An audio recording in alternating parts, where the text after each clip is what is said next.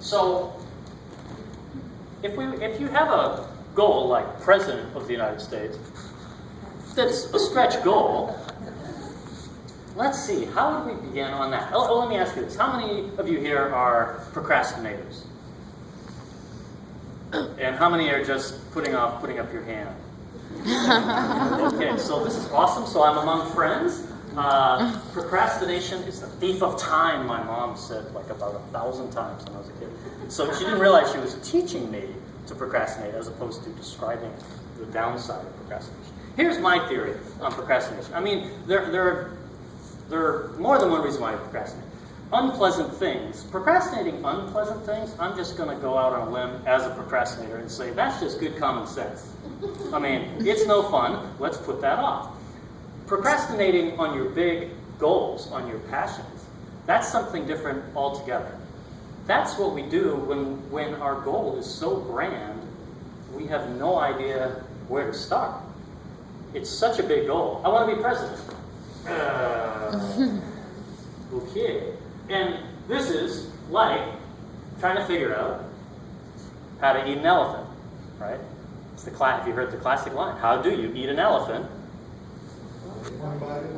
One bite at a time. You start with this daunting, probably it doesn't look that appealing. We won't actually eat the elephant. It's more of a metaphor.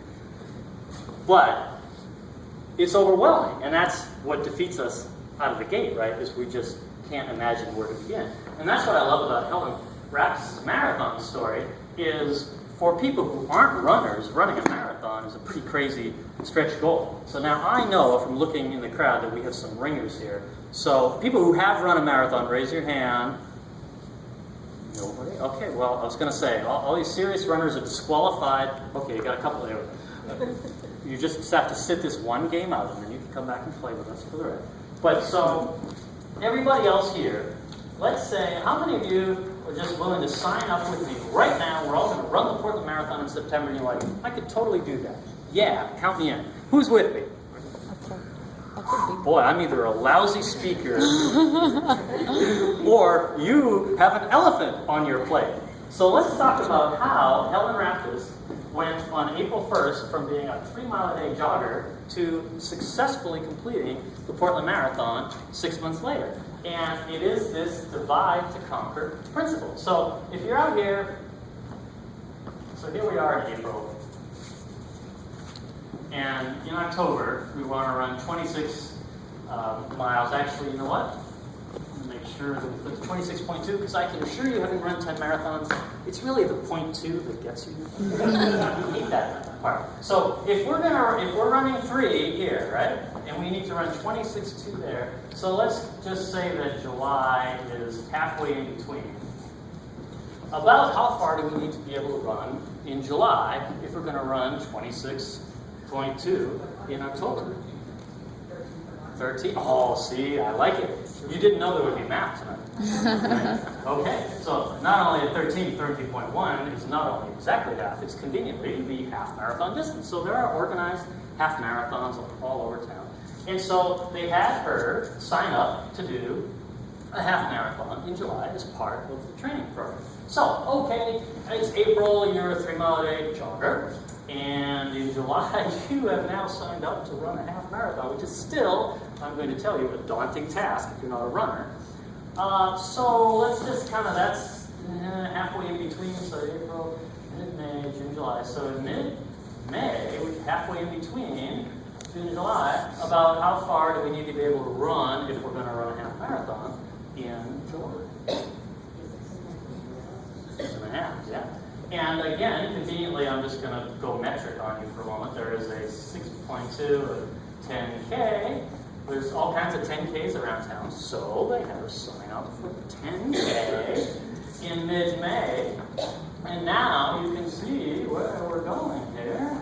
So we've got 1, 2, 3, 4, 5, 6 weeks till there's the 6.2 right there. And we are a 3-mile-a-day jogger. So, you know, the whole running rule kind of run a day, recover a day, blah, blah, blah.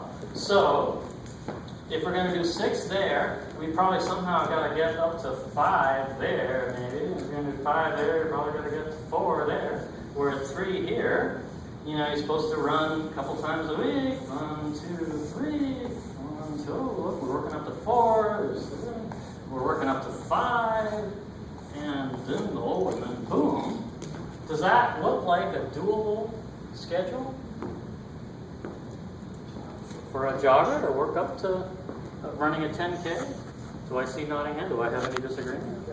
So what is this about? It's about taking our great grand goals that are overwhelming, that are elephants on our plate, and dividing them up until we get down to 2 things, achievable goals, number 1, and an answer to, well, what do I do tomorrow? So what does Helen do tomorrow? Well, jog 3 miles. Does she already know how to jog 3 miles? Yes. Right? So that is setting yourself up for success by taking your great goals and dividing them to conquer. That's exactly how Helen Raptis went from a 3-mile-a-day jogger to successfully completing the Portland Marathon. I have to say, it was awesome to see her do that, because she's not a runner, and it proves that you can accomplish great things if you apply effort over time. And oddly enough, it's not so different from what it takes to climb Everest. And I'm going to use Everest as not just an actual mountain, but a metaphoric mountain. Because everybody that I've met in my TV career who's accomplished big things, part of what they get is this overnight success thing doesn't happen. It takes effort over time to achieve your goals. And I find it fascinating how they actually climb this mountain. You know, in this instant gratification world we live in, right? We're like, could I just get the plane to the summit, and then maybe we could take a little Instagram photo and just be done with it, right? Yeah. Wouldn't that be nice? You could Facebook it, like, share. Well, if we had that plane, which, by the way, we do not, and I flew you to the summit of Everest, what would happen to you? You'd probably get really sick. Yeah. Minimum sick, probably die. Why? Why? The oxygen content is 2/3 less at the summit than for us sea dwellers. So you couldn't even do that if you wanted to. So how do they Just hold your actually breath for the climb picture. Everest? And they wind up here at 29,000 feet. Well, the first thing they do is they walk for 10 days. So here's base camp, or at least here's my really funny drawing of base camp. They do not start at base camp. Base camp is at 18,000 something feet. That's already pretty high. They trek for 10 days, gradually gaining elevation from 11,000 up to 18,000. So the first thing they do is they walk. And they walk, and they walk, and they walk, and they walk. And then, when they get to base camp, what do you suppose they do? Nothing. Sleep. They just hang out, play cards, talk about how lame the climbers are from that other country in the 10th down the aisle, argue about the food and stuff. They adapt to the stress or the difficult journey. Another way of saying is they acclimatize to the thin air. They've gone from 11,000 to 18,000, and they rest. They let their bodies recover from the effort, a model and an analogy that applies to pursuing our dreams. And then what do? Let's go bag the summit, right? No! They go and set up Camp 1, they call it. And then they come back. So they put some tents up, they haul some gear, gain several thousand feet in the climb, but then they come back to base camp and again recuperate and recover from the effort. And then, okay, back they go, and now they're camping at Camp 1. And they go to the summit, right? No, they go up and they establish Camp 2. And they do the same thing. Bring up gear, come back down, recover from the effort and the demands of the journey. And they actually repeat this 2 more times, where they go up, come back down, up, come back down. And every time it's a gradual process. They really are eating the elephant, one bite at a time. And when they get up above 26,000 feet, and this is the death zone here, this last area where the air is so thin that most people can't even summit without supplemental oxygen.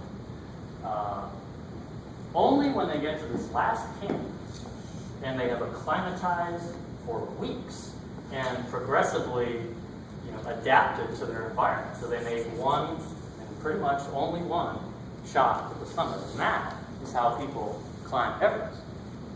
And so really, how this applies to our journey is it takes time to accomplish big things and adapting to the effort. And frankly, it isn't a straight line forward to success, right? There's some backtracking that's inevitable if you're really going to succeed. And so for all of us, it's effort over time and having that marathon mindset. And I don't mean running a marathon, I mean the endurance mindset that worthy goals take time. So we're fired up. We've taken our version of the marathon